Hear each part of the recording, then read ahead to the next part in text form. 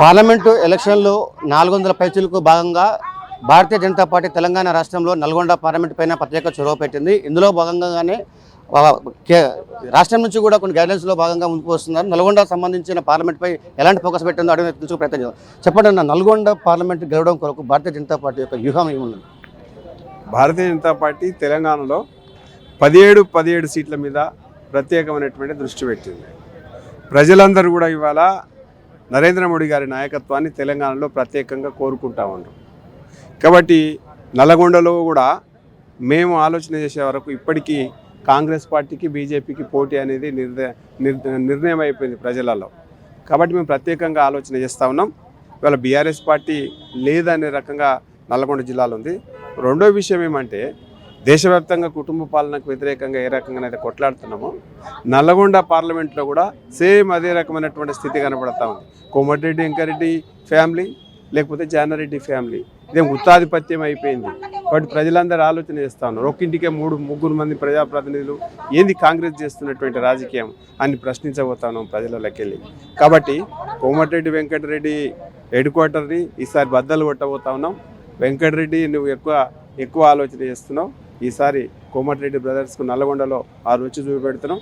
మొట్టమొదటి మేము చెప్పేది ఏంటంటే, నువ్వు జిల్లా అంతా పక్కకు పెట్టు, నీ అసెంబ్లీ హెడ్ క్వార్టర్లో డిఫీట్ చేయబోతా ఉన్నావు. ఇది ప్రజలందరూ కూడా కోరుకుంటా ఉన్నారు. నువ్వు బయట తిరిగి ఇష్టానుసారం మాట్లాడితే కుదరదు. ఇక్కడ నువ్వేం చేసిందో చెప్పాలి, నువ్వు సెంట్రల్కి ఎంపీగా ఉండి ఏం చేసినావో చెప్పాలి, తర్వాత బీజేపీని ఎందుకు తిడుతున్నావో కూడా చెప్పాలి. ప్రజాక్షేత్రంలో నిలదీస్తాం. ప్రత్యేకంగా మా వ్యూహం ఈ నల్గొండ పార్లమెంటుకు ప్రత్యేకంగా ఉంటుంది.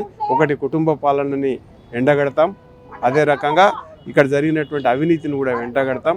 నీ తెలంగాణ ఉద్యమంలో నీ పాత్రను ఎక్కువ చెప్పుకుంటున్నావు కదా, నువ్వు చేసింది ఏంటో కూడా మేము ఖచ్చితమైనటువంటి ఆలోచన చేస్తాం.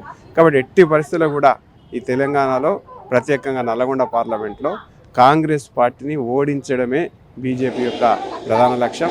ఎందుకోసం అంటే, ఒక్కొక్క సీటును మేము లెక్కగట్టిస్తున్నాం. 400 సీట్ల పైన రావాలంటే తెలంగాణలో మాకు 17 సీట్లు గెలవాల్సిందే. ఖచ్చితంగా గెలుస్తున్నాము. కాబట్టి నల్గొండను కూడా ప్రత్యేక దృష్టితో చూస్తాం. ప్రత్యేకంగా మేము సెంట్రల్ క్యాంపెయినర్స్ని కూడా దించేసి ఏ రోజుకు ఆ రోజు సర్వే చేయించి ఎక్కడ మైనస్ ఉంది, ఎక్కడ ఏముందనే విషయంలో ఆలోచన చేస్తాం. ఒక ఎలక్షన్ అయిపోయింది, ఏదో ఒక అసెంబ్లీ ఎలక్షన్లలో ఏదో గుడ్డిమారి దెబ్బ లెక్క కాంగ్రెస్ గెలిచింది. ఇవి నేషనల్ ఎలక్షన్స్. గల్లీ లెవెల్ ఉన్నా సరే ఢిల్లీలో మోడీ గారు ఉండాలనేది ఒక స్లోగన్ కూడా ప్రజలు కోరుకుంటా ఉన్నారు. సో ఇవాళ నల్గొండలో కూడా అదే స్లోగన్ ఇస్తాము.